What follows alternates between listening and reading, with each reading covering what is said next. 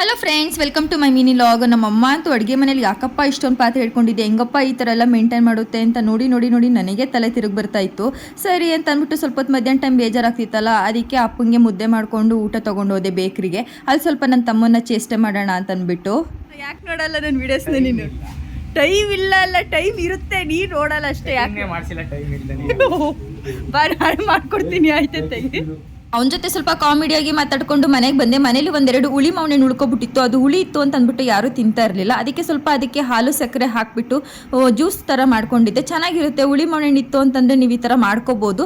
ಈ sweet ಮಾವನೆಲ್ಲ ತಿನ್ಕೊಬಿಡ್ತೀವಿ, but ಹುಳಿ ಮಾವನೆಲ್ಲ ನಿಜವಾಗ್ಲೂ ತಿನ್ನೋಕ್ಕಾಗಲ್ಲ. ಅವಾಗ ಈ ಥರ ಜ್ಯೂಸ್ ಮಾಡ್ಕೊಬಿಡಿ, ಟೇಸ್ಟ್ ಅಂತೂ ತುಂಬಾ ಚೆನ್ನಾಗಿರುತ್ತೆ. ಹೆಂಗೈತೆ?